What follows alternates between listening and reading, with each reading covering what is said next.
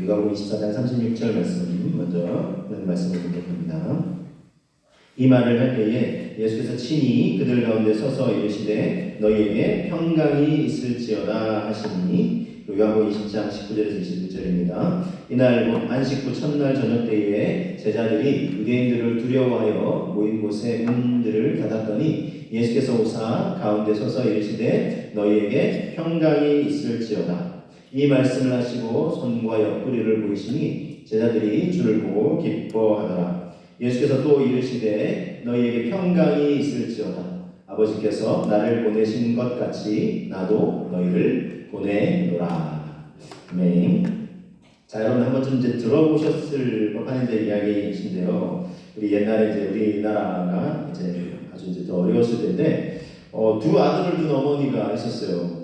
이야기 들으시면 아실 텐데 한 아들은 집신을 만들어서 팔고 있었고 또 하나 아들은 이제 우산이 막 이제 만들어져서 이제 한참 이제 팔 때인데 근데 집신 장수와 이제 우산 장수 두 아들이 이게 서로 상반돼요. 왜냐하면 날씨에 따라서 서로 이제 희비가 이제 엇갈립니다. 그래서 이 어머니가 이 두 아들을 생각할 때마다 항상 걱정이 되는 거예요. 왜냐하면 비가 오면 우산 장수 아들은 좋겠지만 이 집신을 파는 이 아들이 걱정이 돼가지고 이제 잠을 편히 못 주무시는군요. 반대로 이제 날씨가 해가 쨍쨍 내리쬐면 어떨까요? 집신 장수 아들은 이제 많이 이제 팔 수 있으니까 좋지만 우산 장수 아들이 걱정이 돼가지고 오매불만 이게 걱정이 돼가지고 마음 편히 다리를 쭉 뻗고 주무실 수가 없는 거예요. 그러니까 늘 얼굴에 근심 걱정이 가득하니까 만나는 사람들마다 왜 그러냐고 하니까 참 이렇게 걱정이라고 얘기를 하는 거예요. 비가 오면 이래서 걱정, 또 해가 뜨면 이래서 걱정. 그렇게 얘기하니까 어떤 사람이 듣더니 거꾸로 한번 반대로 한번 생각해보면 좋겠네요. 반대로 해가 쨍쨍 내리쬐면 우산 장수 아들을 걱정하지 말고 집신 장수 아들을 생각해서 잘 되면 좋겠다 생각하고 비가 내리는 날은 우산 장수 아들이 잘 되겠다 생각하면 그러면 이게 행복할 수 있지 않느냐 곰곰이 생각해보는 게 맞는 거예요. 그래서 그때부터는 생각을 바꿨다는 거예요. 그랬더니 마음이 평안해지더라는 것입니다. 여러분 이처럼 우리가 생각만 조금만 이렇게 바꾸면 걱정과 염려를 덜 수 있고 좀 더 평안해질 수 있는 이게 생각의 전환을 따라서 우리의 마음, 우리의 삶의 평안과 근심 걱정 이렇게 좌우될 수 있다는 것입니다. 이 빅터 프랭클 이 정신의학 그리고 심리학자 박사이신데 이분이 어떤 분이냐 하면은 독일이 이제 나치 정권이 전 유럽을 이렇게 정복하려고 할 때에 특별히 이제 유대인들을 아주 극도로 이제 미워해서 유대인들 많이 이제 대량으로 학살하고 이렇게 하지 않았습니까? 그때 이 빅터 프랭클 이분도 유대인이에요. 오스트리아에서 태어났지만 이제 유대인입니다. 그래서 그런데 이분도 끌려간 거예요. 수용소에 이제 끌려갔어요. 강제 수용소에 끌려가서 많은 사람들을 막 한 곳에 다 집어넣어서 그곳에서 막 힘들게 생활하고 그냥 두지 않죠. 그리고 심지어 그 수용소에 있는 사람들 매일 아침 집합을 다 지켜서 이 독일 나치 정권이 피ля만 하게 만드는 거예요. 한꺼번에 딱 하는 게 아니라 이렇게 짧게 사람들을 세워놓고 지나가는 거예요. 검열하는 사람 지나가다가 얼굴이 너무나 이렇게 막 초췌해 보이고 막 끄근해 보이고 그러면 너 나와 이러면서 그런 사람들을 다 골라서 죽음으로 이제 끌고 가는 겁니다. 그 광경을 보고 이분이 정신 바짝 차려야 되겠다 이런 생각을 하면서 또 그리고 바깥에는 자기 사랑하는 가족들이 있고요. 그래서 내가 정신 바짝 차려야지 하다가 어느 날 보니까 이제 유리 조각이 이제 좀 깨어진 걸 이렇게 발견한 불을 주워다가 매일만 이제 수염 막 깎는 거예요. 왜냐하면은 이게 이제 혈색이 좋게 이제 나를 보이려고 그렇게 해서 자기는 이제 살아야 되겠다 이런 정말 그런 마음으로 견뎌내고 또 견뎌냈어요. 그래서 3년 동안 이렇게 그 수용소에 있으면서 날마다 이렇게 죽음의 이제 선택을 피해가는 그러면서 어쨌든 이 전쟁이 어쨌든 이제 이 나치 독일 이제 정권이 이제 패하고 그리고 이제 해방을 이제 맞이하게 됐는데 그래서 그 이후에 이게 정신을 바짝 차리는 게 생각을 참 이렇게 건강하게 굳건하게 하는 게 참 중요하구나 해서 이분이 이제 책을 썼어요. 그래서 이제 죽음의 수용소에서 라는 책인데 이 책이 아주 전 세계적으로 많은 반향을 이제 불러일으켰고 전 세계를 돌면서 강연했어요. 그래서 이분이 이제 자기 전공 분야 이제 정신의학과 심리학을 이제 곁들여서 그래서 우리가 참 긍정의 마음만 가져도 이 세상에 어떤 고난도 잘 견뎌낼 수 있다 뭐 이렇게 하면서 많은 사람들이 도전을 주기도 했습니다. 자 여러분 수많은 성경 인물들이 어려움과 고난을 잘 이겨냈던 사람들이 있어요. 바울은 주 예수 그리스도 예수님을 믿으면 죄사함과 구원을 얻는다 이 복음을 전하다가 억울하게 여러분 이제 감옥에 갇혀 있었어요. 자 여러분 나름 하나님이 기뻐하시는 일을 하다가 그런 일을 당하면 어때요? 하나님 어떻게 이러실 수 있어요? 이러잖아요. 근데 바울과 함께 있었던 실라가 이 감옥에 갇혀 있으면서도 쇠고랑을 차고 있으면서도 원망불평한 것이 아니라 감사하며 찬송하며 기도했어요. 그랬더니 막 옥문이 열리고 이 쇠고랑 묶여있더니 다 풀려지고 물론 이제 그 간수도 뭐 어찌하냐 내가 어찌하냐 이제 죄수들이 다 도망가게 됐으니까 자결을 했지만 바울이 멈추시오 하고 그럼 내가 어떻게 해야 되냐 하니까 주 예수를 믿으라 그래야면 너와 너의 집이 구원을 받으리라 하면서 그 가정에서 다 구원받게 되는 그 간수의 가정이 구원받게 되는 그런 역사가 일어났습니다. 또한 구약의 인물 중에는 다윗이 왕이 될 거라는 이제 하나님의 예언을 받았어요. 거인 장수 골리앗을 물리치지 않았습니까? 그래서 승승장구하는 거예요. 그런데 그 당시 왕은 사울 왕, 이스라엘 첫 번째 왕 사울 왕이었어요. 사울 왕이 막 시기하는 거예요. 질투하는 거예요. 그래서 다윗을 죽이려고 했어요. 그래서 죽음의 위협을 피해서 이리저리 피해 다녔어요. 깊은 굴 속에 갇혀 있을 때 다윗이 어떻게 했을까요? 하나님 어떻게 이러실 수 있어요? 이렇게 하지 않고요. 하나님 이 재앙이 지나기까지 제가 잠시 피하겠습니다. 주의 날개 그늘 아래 저를 품어주시고 저를 지켜보아야 주옵소서. 주님 이 상황이 다 끝나고 하나님이 제게 약속하신 것 이스라엘 왕으로 세우시면 제가 제잘났다 이렇게 교만하지 않고 주님의 이름을 높여드리겠습니다. 주의 영광은 온 세계 위에 높아지기를 원하나이다. 이 고백을 올려드려요.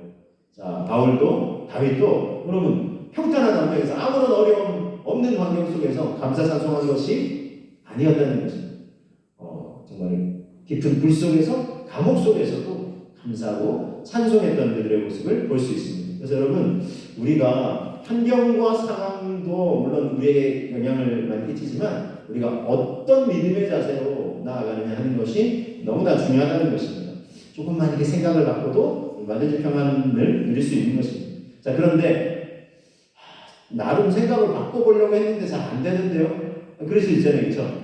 예. 근데 여러분 생각을 바꿔서 물론 조금은 도움이 될 수 있지만 저는 사실 이 얘기를 하려고 하는 게 아니에요. 생각을 바꾸자. 그럼 우리가 평안할 수 있다.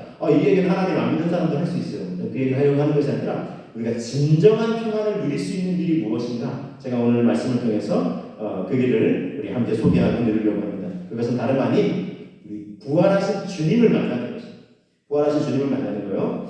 자 여러분 우리 인생사에 걱정, 근심, 두려움이 어떻게 생겨나게 됐을까요?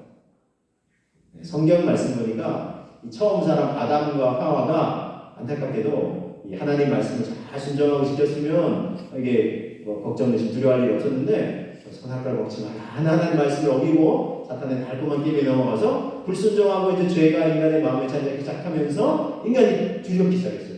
우리가 하나님의 말씀을 어겼구나 하면서 하나님을 뵙는 것이 너무나 두렵기 시작했어요. 두려움이 처음 인간 마음속에 자리하게 되었습니다. 그러면서 하나님과의 관계가 깨어졌어요. 신뢰관계가 완전히 깨어져 버렸어요. 그래서 인간이 두려움, 걱정, 근심, 염려 가운데 막 살아가게 되었어요. 사실 사탄이 아담 하와를 미혹할 때는 이거 먹으면 눈이 밝아져서 하나님처럼 될까 봐 이 좋은 거 이거 하나님 못하게 하시는 거야 이렇게 미혹했지만 실은 반대였어요. 먹고 났더니 하나님과의 관계도 깨어지고 두렵고 걱정, 근심, 염려가 인간의 내면 속에 깊이 자리 잡기 시작한 거예요. 이걸 막 노력해봐도 안 되는 거예요. 자 여러분 두려움이 어떻게 자리 잡기 시작했다고요? 인간의 마음속에 하나님과의 관계가 이렇게 어긋나면서 두려움, 걱정, 근심이 막 자리 잡기 시작했어요. 자 그러면 이 두려움과 걱정, 근심, 염려를 해결할 수 있는 방법은 뭐겠어요? 길은 뭐겠어요? 이 원인을 해결해야 되잖아요.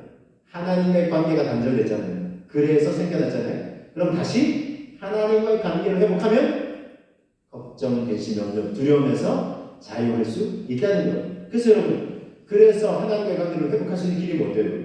우리는 죄의 본성을 지니고 태어나고 그렇게 살아가고 있는데 그런 우리의 죄를 담당하시기 위해서 하나님 아버지께서 예수 그리스도를 보내주셨어요.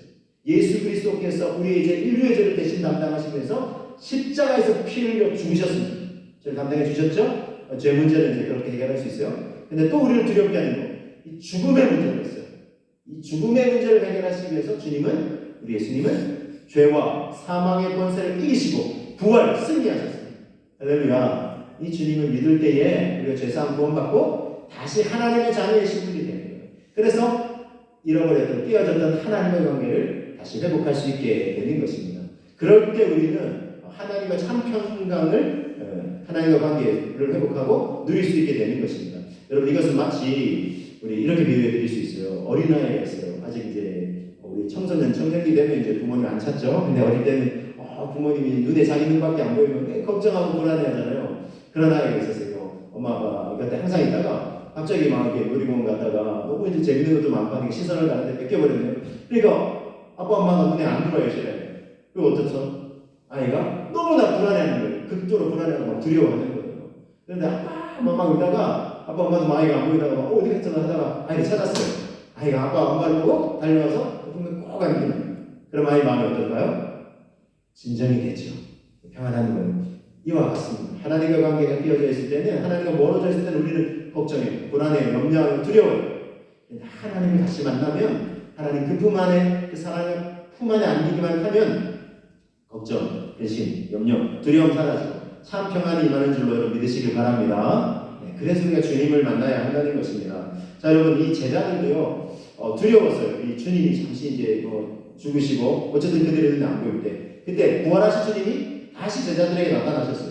그리고 이렇게 선언하셨어요. 누가복음 24장 36절 이렇게 선언하셨습니다. 이 말을 할 때에 예수께서 친히 그들 가운데 서서 이르시되 너희에게 평강이 있을지어다 하셨어요. 자, 그래서 여러분 믿고 따르는 주님이 죽으시고 아직 이제 이 부활의 주님을 깊이 만나고 믿기 전에는 두려웠어요. 우리 앞길은 어떻게 되지? 두렵고 염려가 가득한 그 제자들에게 주님이 나타나셔서 평강을 주셨어요.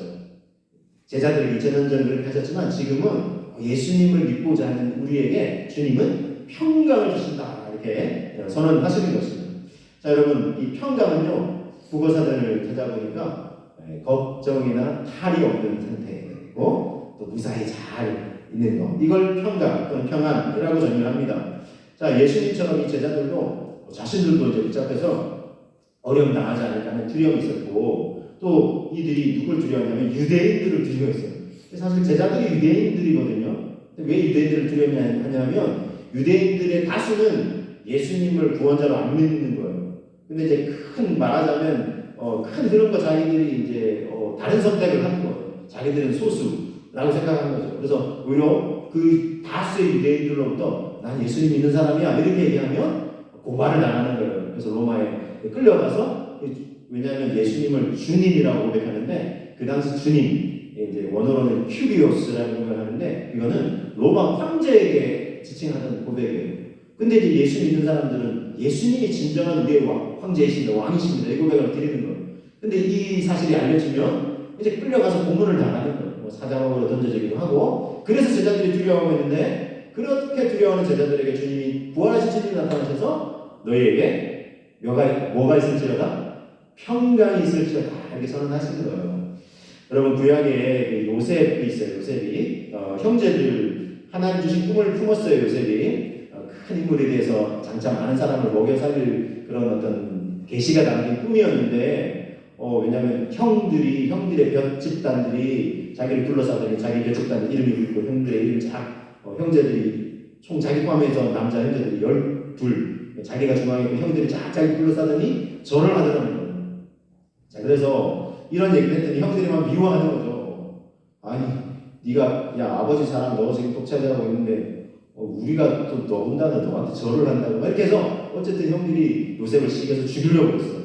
그런데 하나님이 그냥 두시지 않죠. 하나님을 믿고 의지하는 사람을 하나님이 살려주시고 대신 애국으로 이제 종으로 팔려가게 하시고 아버지 사랑이 크면 멀리 떠나게 됐어요. 그런데 그 정말 아버지 품에서도 떠나고 이제 자기를 어쨌든 사랑하는 가족들도 없고 그렇게 하면서 낙심하고 좌절하고 있는데 하나님께서 요셉과 함께 해주셨어요. 그래서 그를 형통한 자가 되게 하셨다. 성경의 창세기 39장에 그렇게 기록하고 있어요. 자, 그리고 애굽에서 온갖 고난 고초를 다 겪었지만 하나님이 그를 장차 애굽의 총리가 되게 하셨어요. 그래서 애굽은 지금은 이집트인데 이집트는 좀 미안하지만 지금은 좀 영향력이 미미해요. 그런데 당시에는 요셉 당시에는 지금 미국과 같이 세계에서 가장 강력한 영향을 끼치는 나라였어요. 그 나라의 총리가 되게 하셔서 그러면 결과적으로 잘 됐네요. 성공했네요. 제가 이 얘기하려고 하는 게 아니에요. 장차 거기서 어떤 일이 있었냐면 7년 동안 대풍년이 일어나는데 이어서 7년의 대흉년이 몰아닥칠 거예요. 근데 요셉 아로왕이 그 이상한 꿈을 꿨는데 누구도 해석 못하는데 요셉이 다 해석해줘가지고 성령의 감동을 따라 해석을 해줘가지고 그랬더니 왕이 야 그럼 네가 이 모든 걸 다 주관해서 자기 손에 인장반지를 요셉한테 다 끼워줬어요. 근데 요셉이 왕의 절대 신임을 받는 이인자이지만 절대 신임을 받는 위치에 있어요. 근데 진짜 7년의 대풍년이 7년의 대흉년이 몰아닥치니까 사람들이 쫄쫄 굶주려 죽게 생겼으니까 아버지 야곱이 그 아들들을 야 저기 애굽에는 먹을 것이 풍족하다고 하는데 사람들한테 이렇게 뭐 가져가면 이렇게 팔아서라도 이렇게 살 수 있다고 하는데 가서 어떤 양식을 구해와. 그 형제들이 갔어요. 그곳에 누가 있어요? 요셉이 총리가 되어 있잖아요. 만난 거예요. 처음에 형제들이 못 알아봤지만 제해서 어쨌든 나머지 이제 형제들이 다 내려왔어요. 그리고 아버지까지 다 내려왔어요. 70인 가족들이 다 내려왔어요. 자 그런데 아버지 야곱이 이제 생존해 있을 동안은 형제들이 자 요셉을 다시 만났어요. 어떤 마음이겠어요? 이거 신난다. 너 잘 있었구나. 와 네가 이렇게 됐구나. 아니죠. 두려워 떨죠. 우리 죽이면 어떡하지 이거. 아버지 야곱이 있으니까 그래도 우리 살려주나 했는데 아버지 야곱이 하나님의 부름을 받았어요. 자 그럼 형제들이 어떨까요? 이제 죽었다 이제. 이제 죽으면 어떡하지 이런 생각이 들었을 뿐만 아니라 또 자기 가족들 생각하면서 아내와 자식들 생각하면서 이제 야 우리 아내와 자식들 어떻게 하지? 어떻게 누가 먹여 살리지? 이런 생각에 걱정하고 두려워했을 때 요셉이 이런 고백을 합니다. 창세기 50장 20절에서 21절 당신들은 나를 해하려 했으나 하나님은 그것을 선으로 바꾸사 오늘과 같이 많은 백성의 생명을 구원하게 하시려 하셨나니 당신들은 두려워하지 마소서 내가 당신들과 당신들의 자녀를 기르겠습니다 하고 그들을 간곡한 마음을 위로했어요. 걱정하고 두려워하는 거예요. 위로하는 거예요. 내가 먹이고 돌볼 테니까 당신들 생각 왜 그거 걱정하냐고. 나 당신 다 용서했다고. 당신의 자녀들 뭐 먹고 살릴 걱정 하지 말라고. 내가 기를 거라고. 내가 이거 총리 아니라고 지금 하면서 한국한 말 위로했어요. 근데 그래도 우리가 그냥 괜찮다고 막 위로한 거예요. 자, 근데 여러분 이게 나름 위로가 될 수도 있겠죠. 그런데 요셉도 자기의 신분이나 지위가 영원하지 않아요. 자기 생명도 영원하지 않아요. 자, 그러면 또 두려운 사람이 될 수 있겠죠. 그리고 형들이 계속 그것 때문에 또 두려워하는 거야. 네가 지금은 그래도 아니 총리님 이러면서 막 두려워하면서 지금은 총리시니까 괜찮은데 그 지에서 아니면 또 뭐 이렇게 두려워하는 거예요. 자 그래서 여러분 제가 무슨 말씀을 했냐면 24절에 이 고백을 해요. 요셉이 그의 형제들에게 이르되 나는 죽을 것이나 나는 앞으로 죽을 수도 있지만 하나님이 당신들을 돌보실 겁니다.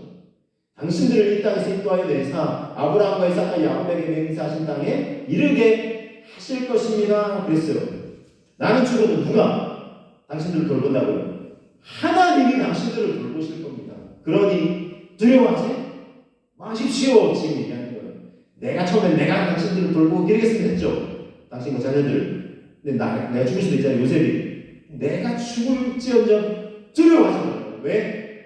하나님이 당신들을 먹이시고 돌보시고 인도하실 거예요. 여러분 우리에게 이런 믿음이 필요한 줄로 믿습니다. 여러분 걱정 근심에서 우리가 두려움에서 자유할 수 있는 길 때로 사람이 좀 그걸 덜어줄 수도 있어요. 좀 마음을 잘 헤아려주는 사람 만나고 이러면 내 마음이 이제 속이 이제 좀 걱정 근심이 좀 덜해지는 것 같아 할 수도 있어요. 근데 여러분 우리 뭐 가족이 또 그런 또 사람일 수도 있죠. 그러나 영원하지 않아요. 우리에게 그렇게 위로해주는 사람도 영원하지 않다는 거예요. 근데 여러분 영원히 변하지 않으시는 또 그래서 영원한 위로와 소망으로 우리를 도와주시고 돌보시고 기르시고 인도해 주시는 분은 누구십니까? 하나님이시다. 그래서 우리가 하나님을 만나야 돼요. 그래서 여러분 이 두 번째 제가 말씀드리는 테마는 우리 주님이 참된 평안을 주세요. 사람이 줄 수도 있지만 그거하고는 비교가 안 돼요. 우리 주님이 주세요. 요한복음 14장 27절에 주님이 이렇게 말씀하셨어요. 평안을 너에게 비추노니 곧 나의 평안을 너에게 주노라. 내가 너에게 주는 것은 세상이 주는 것과 같이 아니하니라. 너희는 마음에 근심하지도 말고 두려워하지도 말라 그랬어요. 이 예수님이 제자들에게 하신 말씀이거든요. 나의 평안을 너에게 준다고 했어요. 주님의 평안을 주신다고 말씀하셨어요. 자, 요한복음 말씀을 볼게요. 20장 19절에 자, 이날 곧 안식 후 첫날 저녁 때에 제자들이 앞서 말씀드렸죠. 설명드렸죠. 유대인들 막 두려워해서 같은 동족이지만 두려워해서 모인 곳에 문들을 닫았더니 예수께서 오셔서 부활의 주님이 오셔서 그들에게 말씀하셨어요. 너희에게 평강이 있을지어다.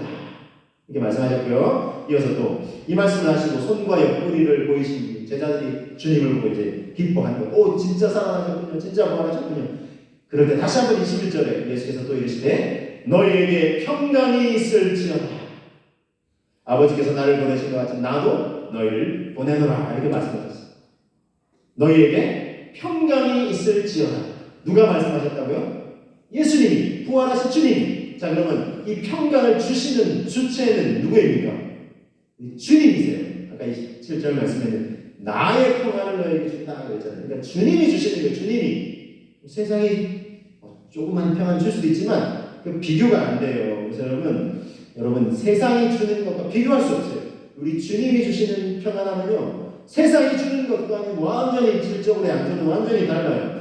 다시 한번 요한복음 14장 27절 말씀 같이 한번 우리 이 말씀을 위해서 한번 읽어보실까요? 평안을 너희에게 끼치노니 곧 나의 평안을 너희에게 주노라. 내가 너희에게 주는 것은 세상이 주는 것과 같이 아니하니라. 너희는 마음에 근심하지도 말고 두려워하지도 말라 그랬어요.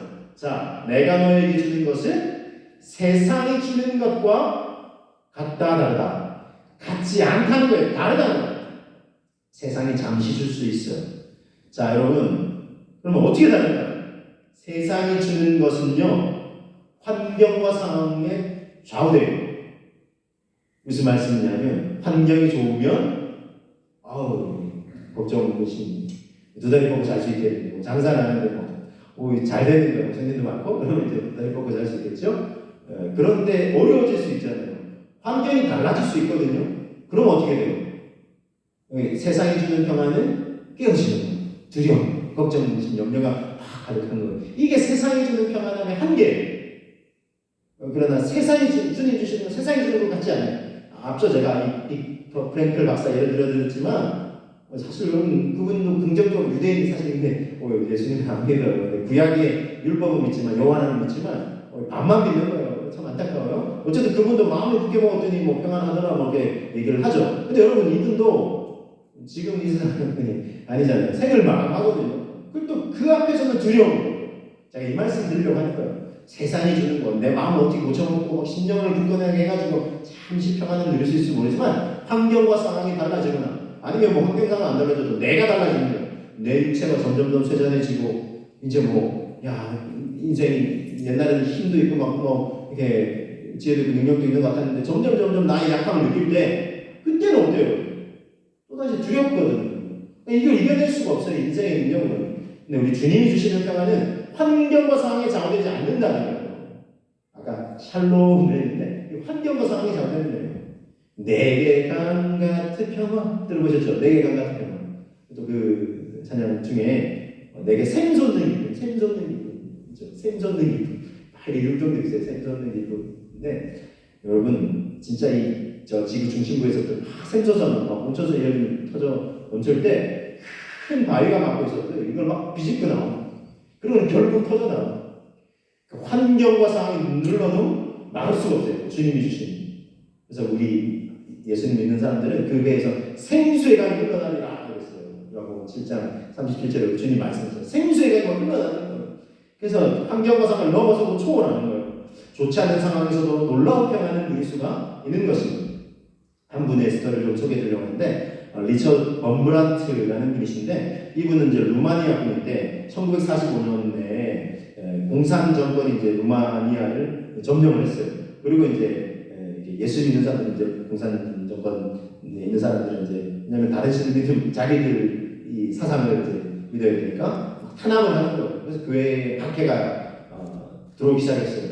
근데 이분이 어떻게 하냐면 지하 교회 운동을 펼쳤어요. 그러니까 몰래 숨어서 지하실에 숨어서 사람들이 찬송하고 기도하면서 하나님 잘 믿도록 이분은 이제 그런 일을 이제 수년간 한 거예요.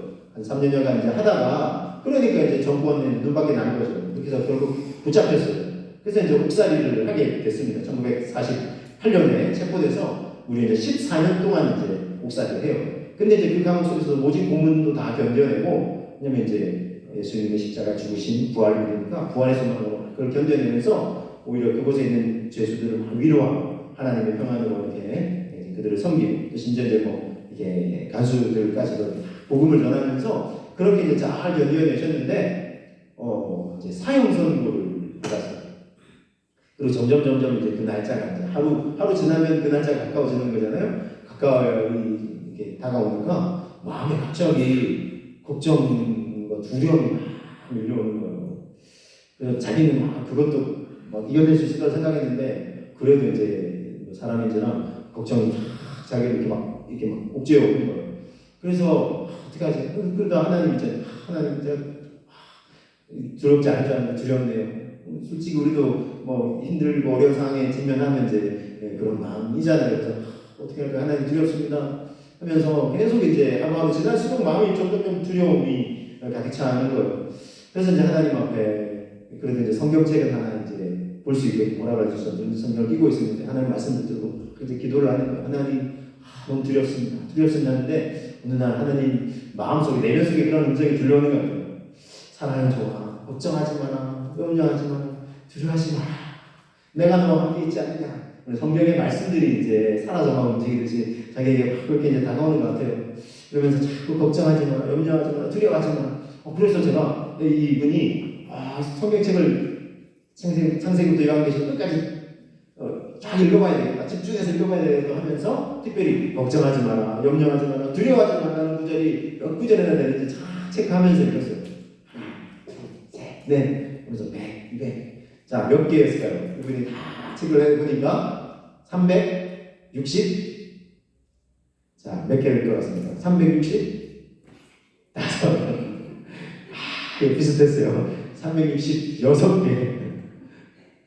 다시 세봐서 이분이. 그래서 365, 왜냐면 365일짜리죠. 1년 365일이니까 365개를 생각했는데, 선생님 366개인 것 같은 거예요. 그래서 하나님 앞에 궁금해가지고, 하나님, 궁금한 게 있는데, 365개가 아니라 366개입니까? 이렇게 이제, 이렇게 궁금해서 이제 질문을 던져서 기도를 하는데, 이런 또 내면의 감정을, 사랑하더라. 윤년이 있지 않느냐. 그래서 윤년이 4년에 한 번, 그죠? 원래 지구 이게 공전자전 하면서 365 딱 떨어지는 게 아니잖아요, 그죠? 그래서 이제 뒤에 좀 남아요. 그래서 이거를 이제 4년에 한 번씩 이걸 맞춰주는 거예요, 그죠? 주기를. 그래서 4년에 한 번은 2월 28일이 아니라 29일이 있어요, 그죠? 그래서 그 외에는 366일이 되는 거예요. 야, 이거 이제 어떤 성령의 감동으로 깨달으면 그렇구나. 하나도 염려하지 마라, 걱정하지 마라, 두려워하지 말라고 하나님이 이렇게 말씀하시는구나 이런 생각이 들어서, 그래서 제가 이 기도하면서 또 이제 또 감동을 받고 그래서 제가 이 366것을 저도 한번 다시 꼼꼼하게 한번 세어보려고 그래요. 그래서 이 관련된 글도 한번 써보고 싶다 이런 생각이 들었어요. 그래서 여하튼 이분이 이런 깨달음을 얻고 나서 걱정이 있으면 두려움이 아니라 이제 마음속에 진짜 기쁨이 평안이 샘솟아나는 것 같아요.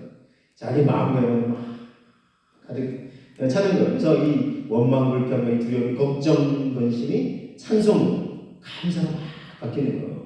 그래서 이 두려움이 아니라 평안함으로 감옥 속에 있지만 이렇게 죽을 날이 가까워지만 부활의 주님 다시 만날 수 있으니까 그 소망 가운데 평안한 가운데 나갔다는 것입니다. 여러분, 이처럼 우리 주님이 주시는 평안은요, 세상이 주는 것과 같지 않습니다.